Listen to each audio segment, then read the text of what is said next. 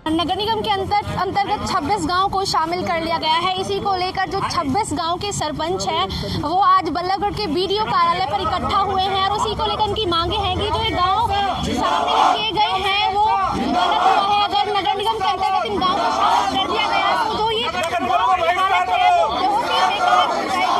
इसलिए आज ये सभी लोग यहाँ पर इकट्ठा हुए हैं और उनका कहना है कि जो भी हुआ है वो बहुत गलत हुआ है। इसी को लेकर आज ये बीडी कार्यालय के ऑफिसर्स हैं उनको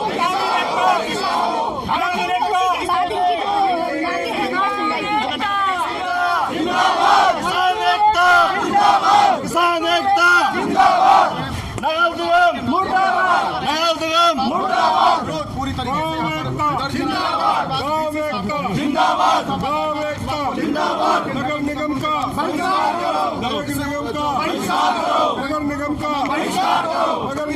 बहिष्कार करो, नगर निगम का बहिष्कार करो, जिंदाबाद, जिंदाबाद। वजह है हमारे जो 26 गांवों के लिए नोटिस जारी किया है कि इन गांवों को नगर निगम में लिया जाएगा।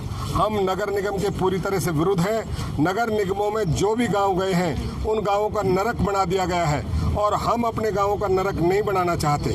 हमारी अपनी कॉमन लैंड थी, जो हमारी आम आदमी की ज़मीन थी, जो पंचायत के रूप में हमारे से सरकार ने ली, उसके पैसे को हम सरकार को पूरी तरह से उनको नहीं खाने देना चाहते। उस पैसे का हमारे गांव के विकास में प्रयोग हो, न कि अन्य किसी जगह जाकर के प्रयोग हो। इसलिए हम इस बात के टोटली विरुद्ध हैं। सरपंच साहब, अभी तो सिर्फ और सिर्फ एक नोटिफिकेशन जारी हुई है, अभी फाइनल नहीं हुआ। अभी सिर्फ और सिर्फ जो है ये जारी किया गया है कि इन गाँव को नगर निगम में शामिल करना है। अभी इस बात का कोई निर्णय नहीं लिया गया है। अभी आपसे जो है सभी सरपंचों से प्रस्ताव मांगा जाएगा, तो अभी तो तमाम बातें रह गई हैं। उसके विरुद्ध हमें सिर्फ मांगे हैं प्रस्ताव, उसके आधार पर हम आदरणीय जो हमारे डिविजनल कमिश्नर साहब हैं उनके पास में हम ग्राम सभा के माध्यम से जो नगर निगम की हानियां हैं उनको दर्शाते हुए, जिस तरह से नगर निगम ने जल संरक्षण का जो कार्य जोहड़ों के माध्यम से गांवों में होता है, आज नगर निगम में तमाम शहर के अंदर सारी जोहड़ों को समाप्त कर दिया गया। आज पर्यावरण में फरीदाबाद दुनिया में दूसरे नंबर पर आता है और इस तरह से जो थोड़ा बहुत पर्यावरण गाँव के हिसाब से बचा हुआ था उसको समाप्त करने का जो बीड़ा उठाया है उसको हम बिल्कुल नहीं होने देंगे। उसके अलावा जो हमारा आम गाँव का गरीब आदमी, जिसके लिए हमारी कॉमन लैंड में से कभी भी हम उसकी आवश्यकता के अनुसार कोई प्लॉट है और कोई सुविधाजनक चीज़ें हम उनके कर सकते थे, उनको हम बिल्कुल ख़त्म नहीं होने देंगे। उसके अलावा जो हमारा आम ग्रामीण आदमी, जिसके लिए इन्होंने कहा है कि भाई शहर में आपका गांव आ चुका है, मैं पूछना चाहता हूं कि हमारी ज़मीनें लेकर के जो शहर बसाए गए हैं उन शहरों में जिस रेट से हमारी ज़मीन ली गई है, क्या उस रेट से हमें कोई आवासीय या औद्योगिक भूखंड हमें दे सकते हैं? अगर दे सकती है सरकार तो हमें शहर में शामिल करे, लेकिन हमें 1 इंच भी हमारी 10-10 एकड़ ज़मीन में एक औद्योगिक प्लांट नहीं आ सकता।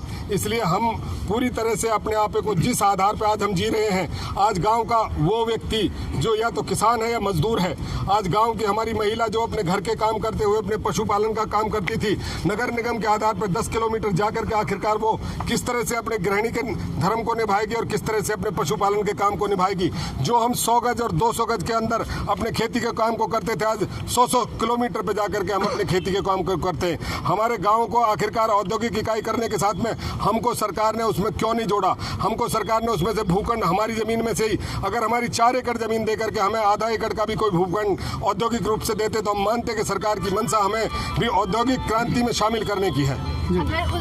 आप चंदावली से हैं, आपसे भी मैं जानना चाहूँगा कि मोटी मोटी आसामी वाले ग्रामीणों गाँवों को शामिल किया गया है, क्या वजह मानते हैं इसके पीछे? मेरी एक ही वजह है, आप सबकी नॉलेज में है, मीडिया ने एक बहुत बड़ा घोटाला अभी 50 करोड़ रुपए का नगर निगम से उजागर किया है।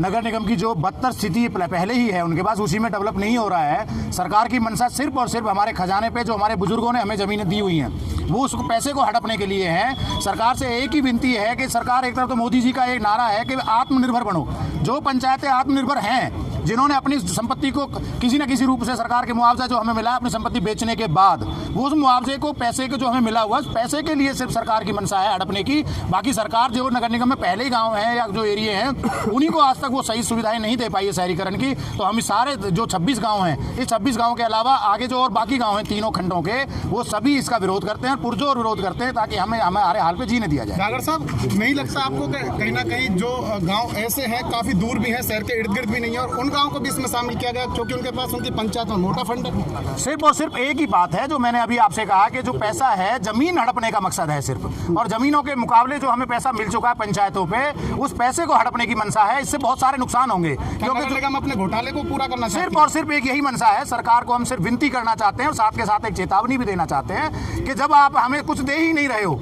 तो फिर हमारे को छीनने का प्रयास क्यों कर रहे हो आप? सिर्फ और सिर्फ ये पैसे को हड़पने की बात है क्योंकि सरकारी कोरोना की आड़ लेकर के जो और सारे घोटाले हैं उन सबको दबाने के लिए सिर्फ एक नया शगुफा एक यहाँ पे छोड़ दिया, जिसका खामियाजा इन सभी गाँव के लोगों को भुगतना पड़ेगा।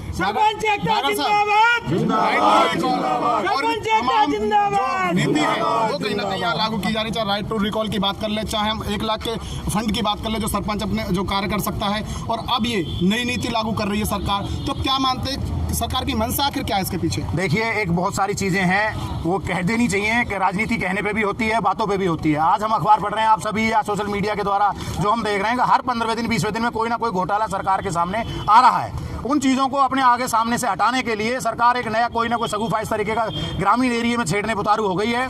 आप खुद सोच लीजिए कि सरपंच कोई मालिक नहीं होता हमारे पैसे का, वो 5 साल हमारे ही पैसे को हमारे विकास कार्यों में खर्च करता है। अगर हम उससे संतुष्ट नहीं है तो अगली बार हम दूसरा सरपंच ले आते हैं और उस पैसे से वो कार्य करता है। जब नगर निगम में पैसा चला जाएगा, सरपंच के पास कुछ होगा ही नहीं तो वो कहाँ से काम करेगा? सिर्फ सरकार की मंशा ये है कि जो 50 करोड़ रुपए का अभी घोटाला यहाँ फरीदाबाद में हुआ है, कमाल की बात ये देखिए कि सुनने में जो आया है कि जो एम्प्लॉय अकाउंट हैं, जो कर्मचारियों के खाते हैं, उनसे पेमेंट हुई है। उस घोटाले की भी हम उसमें भी हमारा ही पैसा, हम नागरिक हैं, हरियाणा के यहाँ के नागरिक हैं। उसके बाद सरकार की मंशा एक नया एक प्रोपेगेंडा रच करके उसको दे देना। एक तरफ सरकार कहती है आत्मनिर्भर गाँव बनो, आप आय जुटाइए, साधन जुटाइए। जो हमारे पास साधन है, अपना विकास हम स्वयं करने में सक्षम हैं। फिर आगे चल के क्या होगा कि एक बल्ब जो हमारा लगता है उसके लिए भी हम तरसेंगे, क्योंकि जो हम पैतृक सभी निवासी है यहाँ के 26 गाँव से ही जुड़े हुए लोग हैं, कोई बाहर का आदमी नहीं है। यहाँ पर देखने को मिलेगा कि हम एक एक बल्ब के लिए तरसेंगे। आपका नाम क्या है? राजवीर। कौन सा गाँव? सरपंच मुझेड़ी। राजवीर जी, आपके गांव को भी शामिल किया गया है नगर निगम में। क्या मानते हैं जो ग्रामीण आंचल में काम होते हैं, या पशुओं की बात कर लें या फिर खेती बाड़ी की बात कर लें, तो क्या नगर निगम में शामिल होने के बाद वो ऐसा है जी, नगर निगम आ जाती है, हम पशुओं को भी नहीं रख सकते, और अगर हम एक क्वार्टर भी किराए पे देंगे किसी को, उसमें से भी पैसे लेंगे, बिजली का बिल भी बढ़ेगा, हमारे गाँव में गंदगी रहेगी, हमारे गाँव में कोई सुविधा नहीं रहेगी। आज प्रोटेस्ट करी है, ज्ञापन सौंप रहे हैं, क्या है वो ज्ञापन का जो सूत्र क्या है, क्या कुछ कहना चाहते हैं ज्ञापन के माध्यम से? यही कहना चाहते हैं हमारे गांव जो 26 गांव में एक कम्प्लेक्स में नहीं लिए जावे, नगर निगम में नहीं लिए जावे, हम राजी नहीं उससे। फिर भी लिए गए तो आगे लड़ाई लड़ेंगे जी। आगे किस स्तर तक ये लड़ाई जाएगी? हम कोर्ट तक जाएंगे जी, हाई कोर्ट तक जाएंगे, सुप्रीम कोर्ट तक जाएंगे। प्रदर्शन भी जारी रहेगा। क्या ये नई सरकार कुछ ना कुछ अलग नीति को थोपना चाह रही है सरपंचों के ऊपर? बिल्कुल थोपना चाह रही है जी। जैसे पहले काम होते थे वो आज काम नहीं हो रहे। किसी पे पाबंदी लगा रहे, 50,000 काम होएगा, लाख का काम होएगा। गांव का पैसा है, गांव में विकास हो रहा है, और जमींदारन की जमीन थी वो एक बार हुई थी। इससे पहले भी झाड़सेत्री नगर निगम में आ चुका है, क्या लगता है उस गाँव के अंदर विकास हुआ है? नहीं हुआ जी। झालसेतली है, मुंजेसर है, अपना ये अंजरंदा है और डबुआ है, इन गांवों में कोई विकास नहीं। हम कभी जाते हैं शहर में तो गंदगी मिलती है। लड़ाई आगे भी जारी रहेगी? आगे भी जारी रहेगी। इस तरह इन लोगों का कहना है कि तो ये गांव है नगर निगम में बिल्कुल भी शामिल नहीं होने दिए जाएंगे। अगर आज इन्होंने इसको लेकर प्रोटेस्ट किया है, इनका कहना है कि अगर जो इनकी जो इन्होंने दरख्वास्त की है, अगर इस पर सुनवाई नहीं होती है तो इस पर ये लगातार ऐसे ही काम करते रहेंगे, और आगे भी इसी को लेकर कोर्ट, हाई कोर्ट आगे तक जाके अपना ज्ञापन सौंपेंगे, और लगातार सरकार से इसी बात को लेकर अपील करते रहेंगे कि जो उनके गांव हैं उनको नगर निगम में शामिल ना होने दिया जाए। कैमरा पर्सन पंकज के साथ संवाददाता कृष्णा, पायनियर, हरियाणा।